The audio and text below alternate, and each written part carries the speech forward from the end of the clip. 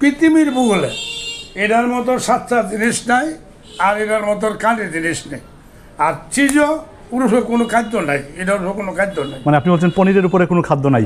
না, পনির খেলে কি কি উপকার হয় আপনি কি জানেন? ক্যালসিয়াম ভালো থাকে, ক্যালসিয়াম মানে শরীরে ক্যালসিয়াম। সেলিম ভাই যেহেতু সাহস দিলেন, তো সেক্ষেত্রে এটাও আমি উল্টানোর চেষ্টা করছি। এবারও আমি পারলাম। হ্যালো ভিউয়ার্স, শুরুতেই ইনফোহান্টারের পক্ষ থেকে আমি সাকিব, আপনাদের সবাইকে জানাচ্ছি স্বাগতম। আমার আজকের ভিডিওটি মূলত হচ্ছে কিশোরগঞ্জের অষ্টগ্রাম নিয়ে। আর আমরা সবাই জানি কিশোরগঞ্জের অষ্টগ্রাম হচ্ছে পনিরের জন্য বিখ্যাত একটি গ্রাম। সারা বাংলাদেশ জুড়েই এই অষ্টগ্রামের পনিরের আলাদা একটি সুনাম রয়েছে। তাছাড়া এই অষ্টগ্রামের প্রায় প্রতিটি বাড়ি জুড়েই এখনও পনির বানানো হয়ে থাকে। আর আমি সেই পনির বানানো দেখতেই আজকে যাব অষ্টগ্রামে এবং আপনাদেরকেও দেখাবো। আর অষ্টগ্রামে যাওয়ার জন্য আমি এই পারাবত এক্সপ্রেসে করে আজ চলে এসেছি প্রথমে ভৈরবে। যাবেন কুলিয়াচর সিএনজি স্ট্যান্ড? কত নেবেন? দুজন? হ্যাঁ, দুজনের কত দিবেন? 30 টাকা দিন। 20 টাকা।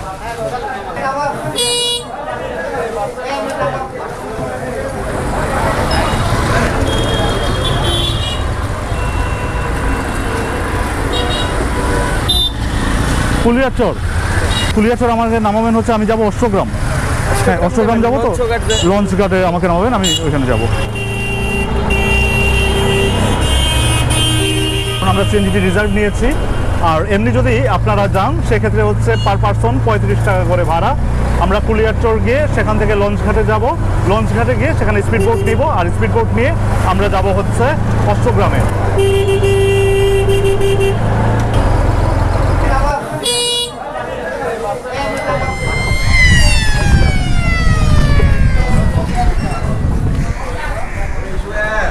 আমি এখন চলে এসেছি কুলিয়াচর লঞ্চ ঘাটে। আর কুলিয়াচর লঞ্চ ঘাট থেকেই আমরা স্পিড বোট নেব। এই যে স্পিড বোট দেখা যাচ্ছে, আর এই স্পিড বোটকে করেই আমরা এখন যাব হচ্ছে অষ্টগ্রামের উদ্দেশ্যে। তো চলুন যাওয়া যাক অষ্টগ্রামে।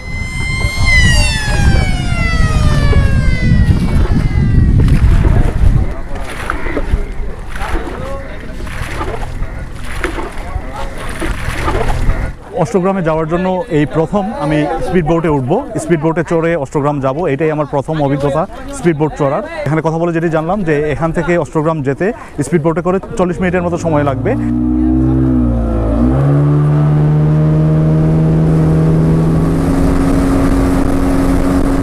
অষ্টগ্রাম যেতে যেতে চলুন একটু জেনে নেওয়া যাক অষ্টগ্রাম সম্পর্কে। অষ্টগ্রামের পূর্বের নাম ছিল আটগাঁও।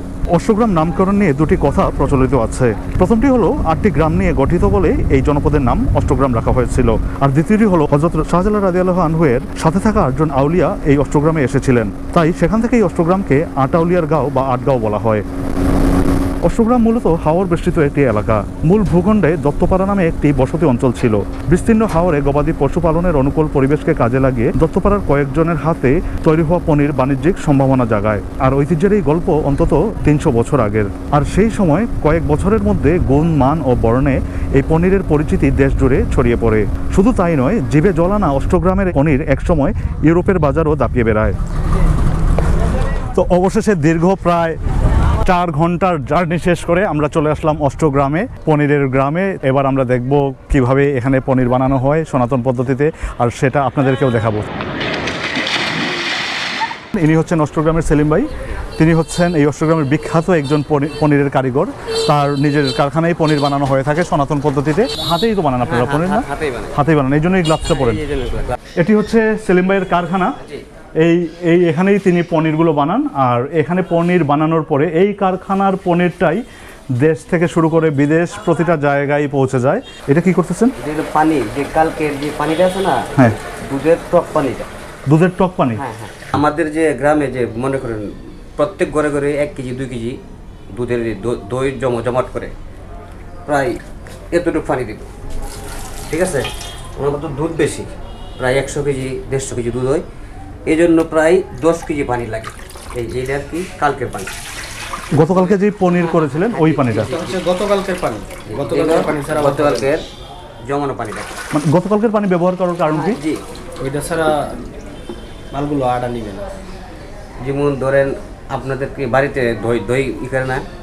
দই তো একদিন আগে বসাইলে পরে যে আগের যে পানিটা লাগে, আচ্ছা, ওই রকম পনিরের ক্ষেত্রে পনিরেরও আগের দিনের পানিটা লাগবে, আগের দিনের পানি লাগবে, মালগুলো ভালো হবে না। বুঝতে পারছি। কতটুকু পানি দিচ্ছেন? এটা পানি টাটকা 4-5 কেজি পানি। এখানে 4-5 কেজি পানি আছে। 4-5 কেজি পানি।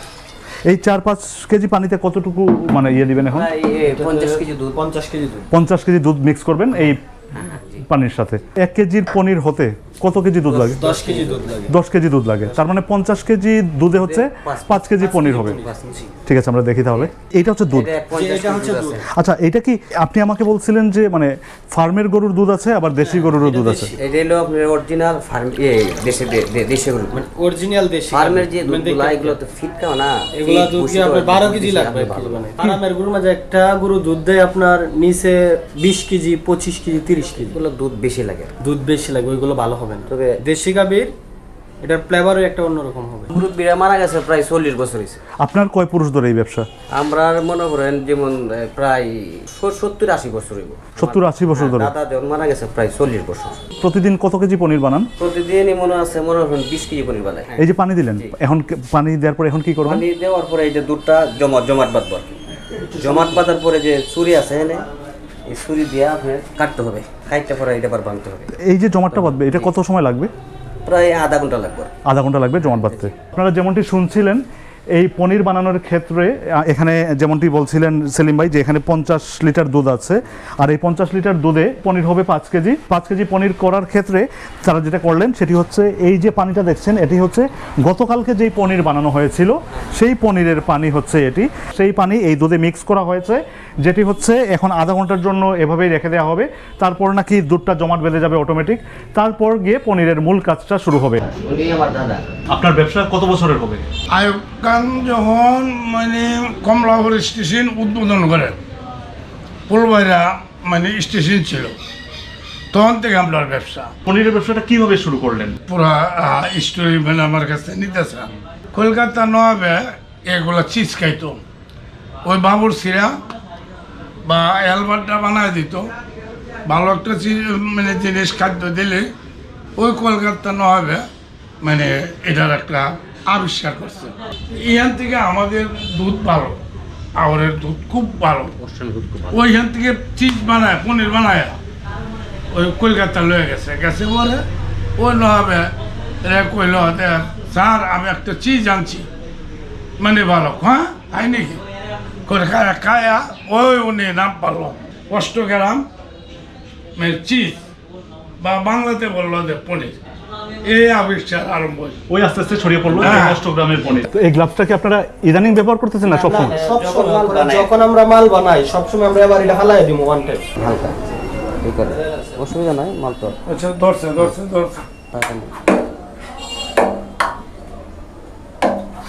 আমি দেখলাম ছানাটা ধরছে কেটা, মুখটা ধরছে, জমাট হয়েছে কি ধরছে দিকে হাতে লাগবে না, আর না ধরলে না ধরলে এমএ দিলে দুধ লাগবে হাতে। বুঝতে পারছেন?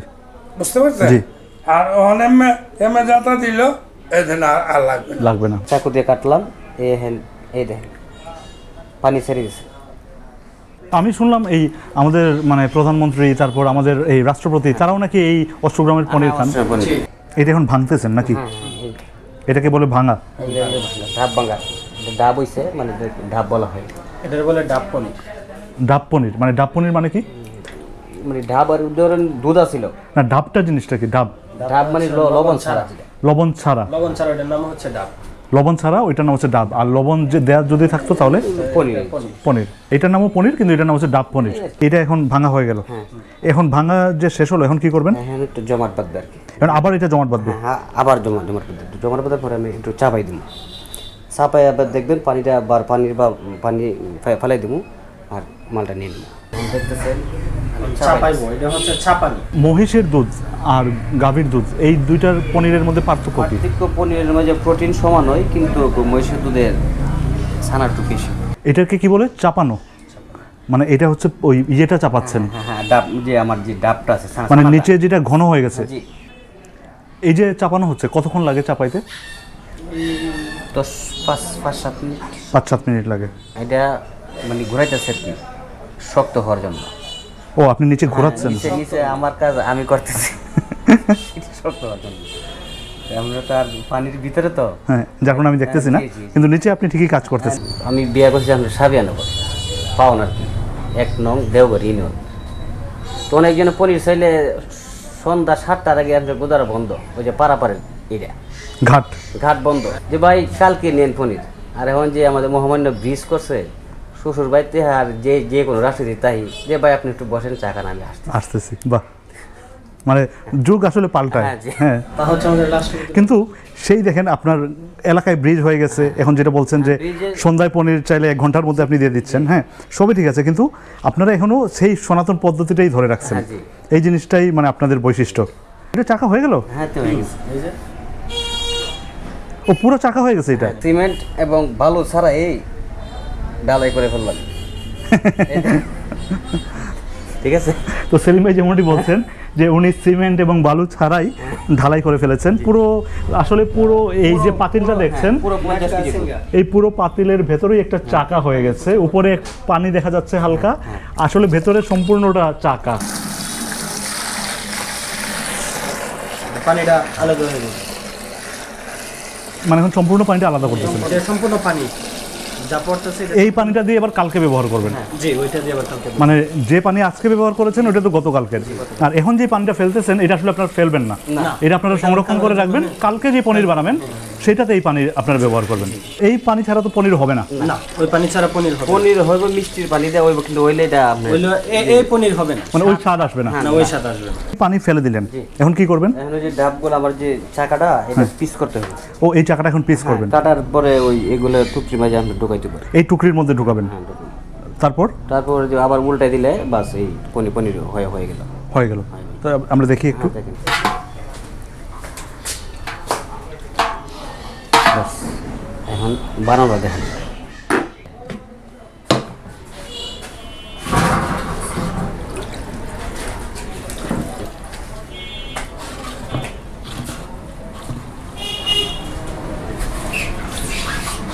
এখন যেটা করছেন এটা কি করছেন এখন? এটা আমরা পনির বানাইতেছি। পনির বানাচ্ছে, এটাকে কি বলে আপনাদের ভাষায়? এটা বলে ঢাপ। না, এটাকে তো ডাব বলে। হ্যাঁ, জি। হ্যাঁ, ডাব বলার কারণ হচ্ছে এটাতে লবণ নাই, লবণ নাই এবং নরম। লবণ নাই এবং নরম, যার কারণে এটাকে ডাব বলে। ডাবের যে কুশোটা আমাদের নারকেল খাই, ডাবের কুশোটা কি নরম, এখানে হলো ডাব। কালকে মানে একদম শক্ত হয়ে যাবে। এখানে কয়েকটা ডাব বসালে 1 কেজি পনির আপনাদের, মানে এটা কি আইডিয়া হয়ে গেছে? এটা আইডিয়া আছে, দেন এখানে 50 কেজি দুধ, 5টা মাল বানাইলাম। 5টা পনির বলতে এখানে কি সব 1 কেজি করে? সব এক কেজি করে, সব 1 কেজি করে। কিছু কম বেশি হইতে পারে, এটা কোনো কোনো সমস্যা নেই। এখন কি করবেন? এখন বানাইলাম, বাস উল্টাই দিয়ে দিন, হয়ে গেল। ও এটার বলে উল্টানো? হ্যাঁ, এটা বাহ, চমৎকার। হয়ে গেল। আবার কালকে এই যে আপনি উল্টাচ্ছেন, হ্যাঁ, এই উল্টানোটা কি আমি পারবো? হ্যাঁ পারবেন তো, ইচ্ছা করলে পারবেন। মানে এটা কি একবারই পারবো আমি? একবার আপনি ধরেন, ধরে উল্টান, আচ্ছা, আমি একটু চেষ্টা করি। খুলেন।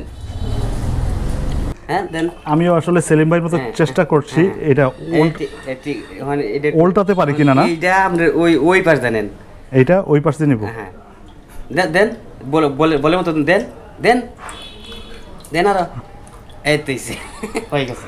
সেলিম ভাই একবারই হয়, আর আমার 5-6 বার লাগলো আর কি, এটাই। তারপর আমি পারলাম, মানে আমি আসলে আমি মানে ভাবছিলাম যে আমি পারবো কিনা না, তবে আমি পারলাম। থ্যাংক ইউ সেলিম ভাই, যে আপনি আমাকে সাহস দেওয়ার জন্য। এখন এইভাবে দিব না? জি। তো এই হচ্ছে উল্টানো পনিরটা, আমরা উল্টে দিয়ে দিলাম। বাহ, আমি তো শিখে গেছি সেলিম ভাই। এটাই হচ্ছে কিশোরগঞ্জের অষ্টগ্রামের বিখ্যাত পনির, যা হচ্ছে এখনও সনাতন পদ্ধতিতেই বানানো হয়ে থাকে, একেবারে হাতে বানানো পনির। সেলিম ভাই যে এরকম বারবার বলছেন যে এই পনির, তাদের এই পনিরের স্বাদ থেকে শুরু করে সব কিছুই নাকি সবার চেয়ে আলাদা, এই পনিরের সাথে নাকি কারো পনিরের কোনো মিলই পাবেন না। এখন তো সেলিম ভাই পনিরগুলো উল্টানো হয়ে গেল, হ্যাঁ, জি। এখন কি হবে? এখন এই পানি ঝরবে আপনার প্রায় রাত্রে পর্যন্ত। ও রাত পর্যন্ত পানি গেছে, আস্তে আস্তে আস্তে আস্তে পানি কিন্তু এর ভিতরে আছে, অনেক পানি আছে। এখন এটা মাপ দিলে আপনার 1.5 কেজি হবে বা 2 কেজি হবে এখন যদি আমরা ওজন দিই, আর পানি ঝরার পরে? পানি ঝরার পরে যে রাত পর্যন্ত ঝরবে, বাস এটার ভিতরে কোনো পানি নেই, পানি থাকবে না, তখন এটার পারফেক্ট ওজনটা চলে আসবে। যে কালকে যতটুকু মাপবেন 1 মাস পরে মাপলে ঠিক ওই একই ওজন থাকবে। এখানে কতটুকু হবে লবণের? 5 গ্রাম। 5 গ্রাম। এই লবণ দেওয়ার কারণ কি? লবণটা দিয়ে দিলে মালটা আর কোনো দুর্গন্ধ হইব না, মানে একটু ভালো থাকবে।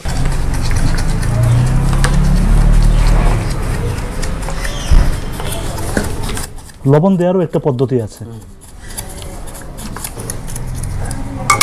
দিলাম একটু লবণ দেয়া দিলাম। এই পনিরটা কাটার উপযোগী আপনার কালকে কাটার উপযোগী, কালকের কাটার উপযোগী এবং খাওয়ার উপযোগী, কিন্তু আপনার টেস্ট করানোর জন্য আমি আমার পনির কাটতেছি। মানে এখন আমরা টেস্ট করবো এই জন্য আপনি কাটতেছেন।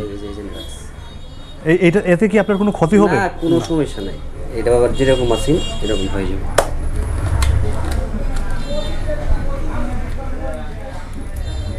ওইটা পূরণ হয়ে গেছে, ওইটা আবার পূরণ হয়ে গেল। বাহ, হ্যাঁ, এটা আগামীকালকে হলো পনির আর কি, পনির খাইলাম।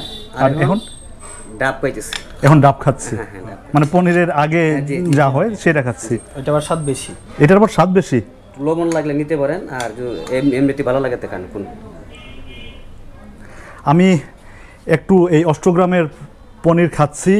আমি জানি না এর আগে আমি অষ্টগ্রামের পনির খেয়েছি কিনা না, যদিও পনির অনেক খাওয়া হয়েছে, কিন্তু আসলেই সেটা অষ্টগ্রামের কিনা আমি জানি না। আর এটি হচ্ছে পনিরের আগের ভার্সন, অর্থাৎ পনির যেটা হওয়ার সেটা হচ্ছে আগামীকালকে হবে, আর এটিকে তারা ডাব বলে থাকেন। আর এই ভাই যেমনটি বলছেন যে এই ডাবের স্বাদ নাকি পনিরের চেয়েও বেশি, তো সেটা এখন আমি খেয়ে দেখব।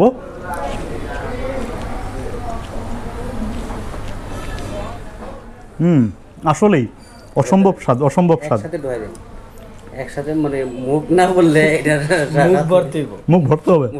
ভাই যেমনটা বলছেন যে মুখ ভরতে হবে, জিনিসটা আসলেই অসাধারণ। এই হচ্ছে অষ্টগ্রামের বিখ্যাত পনির। যদি আমার এই ভিডিওটি আপনাদের কাছে ভালো লেগে থাকে তবে প্লিজ ভিডিওটি শেয়ার করবেন, আর আমার নতুন যে কোনো ভিডিও দেখার জন্য অবশ্যই ইনফো হান্টার চ্যানেলটি সাবস্ক্রাইব করবেন। ধন্যবাদ আপনাদের সবাইকে।